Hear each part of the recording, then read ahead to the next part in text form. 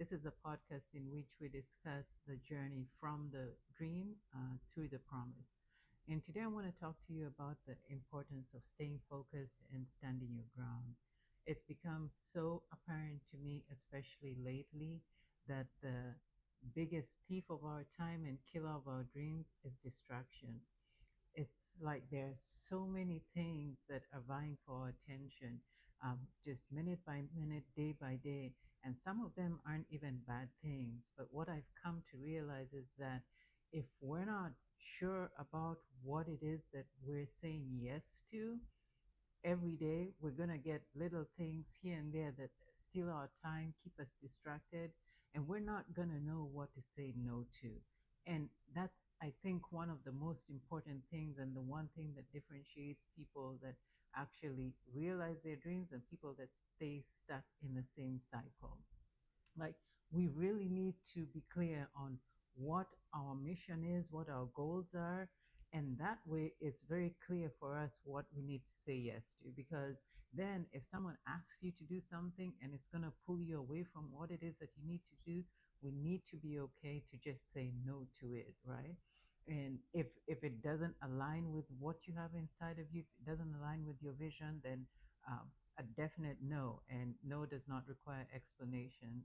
So we need to become so clear about what we want and where we're going, that anything that's going to steal our time aside from that, that we are able to confidently stand up against and say no to. And like I said, it's become so apparent because these days with social media, oh my goodness, and this is still a struggle for me, like day to day struggle. It's like you scroll on social media and there are a thousand things to which you can respond, thousand things, that evoke enough emotion in you that makes you want to respond and just set the record straight and tell people off and, tell them how wrong they are. And we get caught up in these things, just going back and forth about small things. Well, some of them not necessarily small, some of them might be big, but are they helping you move the needle in your direction, in the direction that you're going? Or is it something that's actually going to steal from you, take away your time, and in the end have no bearing on what it is you're trying to accomplish, right? So that's why we need to be so focused. And now I'm getting to where I have to say no to my phone. Like first thing in the morning, I'm not getting on that, because then I'm going to get distracted. I have to respond to this message and do this. And before you know it, an hour, 2 hours have gone by. And guess what? I haven't started working on what it is that I need to work on. So we need to be so grounded and so focused so that whatever whatever we are working on, whatever direction that we're heading on, that's what gets our undivided focus, our first fresh minutes of the day.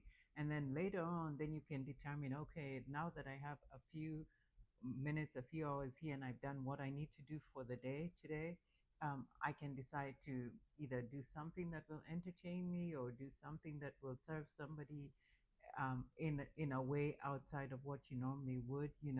But we can't keep saying yes to people here and there about little small things. We'll say, well, it's just an hour today, and then tomorrow, oh well, it's just 30 minutes here and 20 minutes there. And before you know it, our time is gone. And the sad thing is that we treat time like we have so much of it. I read a quote the other day that said that time is like a bank account that we have no access to see the balance, and so we're just using it, but we never know when it's going to run out. And that actually made me think for a second. Wait, our time is so precious, and we don't even know. We know how much we've used, but we don't know what the balance is, right? We don't know that we have another 10, 15 years. So why do we treat it like we have so much more time left? It's like we need to be so intentional about what we do with our time and treat it as our most prized resource, because it really is. It's so valuable, and once it's gone, we don't get it back. Anything else you can get back, but once your time's gone, it's gone, and you don't get that back. So anyway, just to share with you, I want to just to reiterate the point that I'm making. I want to share with you from the Bible, And this is from the book of Daniel. This is a story about Shadrach, Meshach, and Abednego. And I know y'all have heard this story so many times, but every time I read it, I'm so impressed with these guys. So Daniel, Shadrach, Meshach, and Abednego were all friends, you know, and they lived during the time of King Nebuchadnezzar, and King Nebuchadnezzar was like, when I read his story, he was always up and down. He was one time with God, and then the next with idols, and then the next back, you know, worshiping God, and then the next, you know, going astray. But anyway, at this time that they lived, King Nebuchadnezzar had some advisors who had told him that he should make a law that every day when all the citizens of the land heard this music, you know, the certain music that they were going to play, that they would all need to bow down and worship this golden statue that they had made.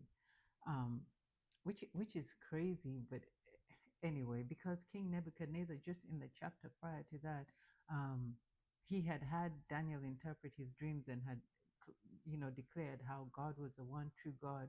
But anyway, like I said, he was wishy-washy during his reign. And at this time, right after saying that God was the one true God, had these advisors convince him to make this law, and he did it. And the reason they had him make this law is because they wanted Daniel. Daniel always prayed to God, and they knew that he would, because he would stand in a place, you know, above the city where everyone would see him and face a certain direction, worshiping and praising God. And they wanted Daniel to go down because the king revered Daniel and his friends, and they were known as men of excellence, and they were considered pure. But anyway, so these guys were jealous of them, right? And so when King Nebuchadnezzar made this decree, um, at one point, you know, one day, I guess, the the music played, the harps and the lyres and all the instruments that they had played, and people bowed down to this statue. But Shadrach, Meshach, and Abednego refused to do so. And I'm just going to read to you a bit of the story. It's from Daniel chapter 3. I'm going to read from verse 12. So this is the advisors, the tattletales, telling him about Shadrach, Meshach, and Abednego and how they had refused to bow down to the statue like he had said everyone needed to do. And so verse 12 says, there are certain Jews whom you have set over the affairs of the province of Babylon, Shadrach, Meshach, and Abednego. These men, O king, have not paid due regard to you. They do not serve your gods or worship the gold image which you have set up. So now they're telling the king about these guys, which they already knew that these guys were not going to bow to the statue because they worshiped God and made that clear. And verse 13 says, Then Nebuchadnezzar, in rage and fury, gave the command to bring Shadrach, Meshach, and Abednego. So they brought these men before the king. Nebuchadnezzar spoke, saying to them, Is it true, Shadrach, Meshach, and Abednego, that you do not serve my gods or worship the gold image which I have set up? And this was their response, which I love so much.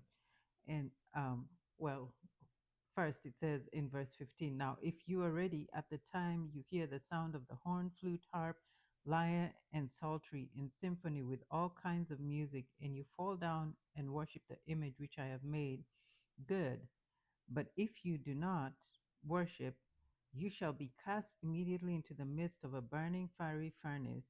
And who is the God that will deliver you from my hands? Shadrach, Meshach, and Abednego answered and said to the king, O Nebuchadnezzar, we have no need to answer you in this matter. I love that so much. It's like we don't even need to argue with you on this point. If that is the case, our God whom we serve is able to deliver us from the burning fiery furnace, and he will deliver us from your hand, O king. But if not, if he doesn't, let it be known to you, O king, that we do not serve your gods, nor will we worship the gold image which you have set up. Then Nebuchadnezzar was full of fury, and the expression on his face changed toward Shadrach, Meshach, and Abednego. He spoke and commanded that they heat the furnace 7 times more than it was usually heated. And we know how this story ends. They were thrown in the furnace, which which that's also funny, because why would you need to heat up the furnace 7 times more? I mean, fire is fire. It was gonna burn them regardless, right? It was 7 times more was not gonna burn them crispier than normal. but but anyway, that just shows how furious he was at them. But the reason I love their answer so much is that they were not going to argue or even give him a reason as to why they weren't going to do what he did. It's like we know who we are and we know the God we serve. So whatever you say and whatever threats you make toward us, it's not going to change our stance. It's not going to change what we believe, and it's not going to change our actions. So you do whatever you have to do. And they said this, our God, we already know that God is capable. He can deliver us from this fiery furnace. But even if he chooses not to, that's not going to make us change our minds. We know who God is and we know who we are in him. So let it be known to you, O king, that we're not going to worship the gods that you serve, and we're not going to bow down to this gold statue, which is what made King Nebuchadnezzar mad. But this is the same thing that we deal with today. We get so distracted by people that throw little comments at us and challenge us in our beliefs and our truths, and then we get caught up engaging with them and having arguments over things that don't even matter. I mean, you know what you believe, right? So even if someone throws something out there that suggests that you don't believe that, what good is it to argue with them? Because what they believe has no bearing on what you believe unless you choose to listen and go with what they believe, right? So when we get caught up in these arguments about who's wrong, who's right, like the man said, it's like, oh, King Nebuchadnezzar, we have no reason to discuss this matter with you. Like, we're not even going to go back and forth with you. We're not even going to give you that courtesy of a small argument to give you the chance to tell us why we should bow to your God, because we are so sure about the God that we serve and we know what he's capable of. So whether or not he decides to save us, we're still not worshiping your God. And that is so encouraging to me. And these guys were so young, and you think that most people would be intimidated because the king is threatening, and he's threatening you to be thrown in the fiery furnace. And they had seen that before, because normally people that disobeyed got thrown into this furnace. And of course they never made it out of it. So that threat in itself would be enough to scare most people to be like, well, do I value my life enough, or do I need to, change my mind just for this situation? But again, it goes back to, what is it you believe, and are you so secure in what you believe that no matter what other people say or no matter what comes your way, it's not going to shake you. It's not going to change what you believe, right?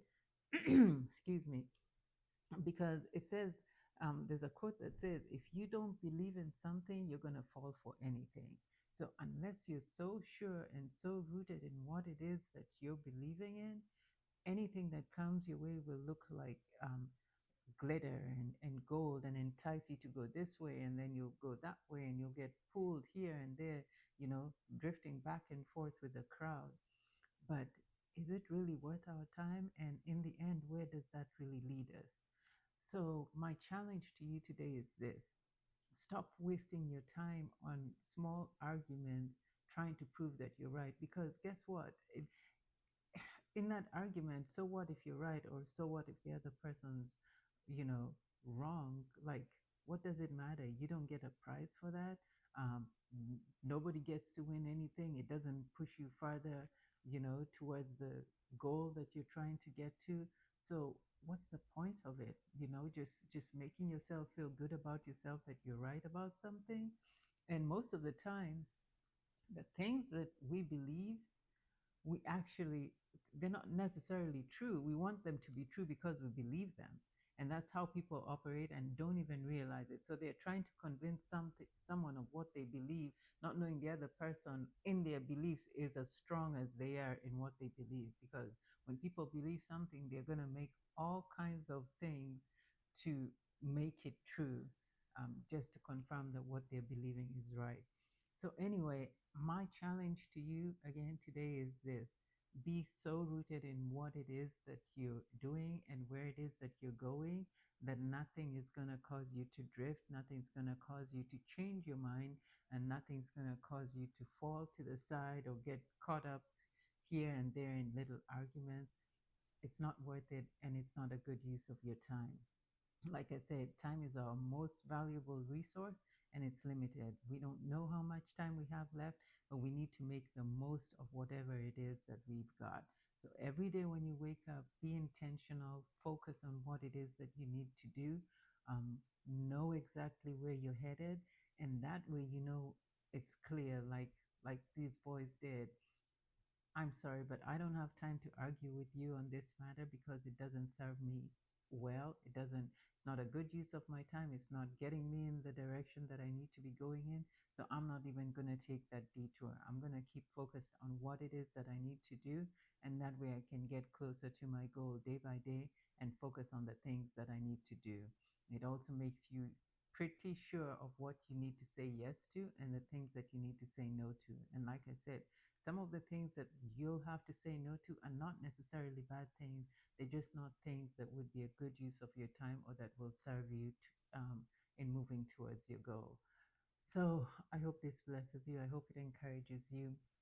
Keep focused. Keep your head up. Don't get caught up by the small distractions in whatever you're doing. Know that it will pay off in the end. And until next time, remember to love fully, forgive freely, and make each moment count. God bless you.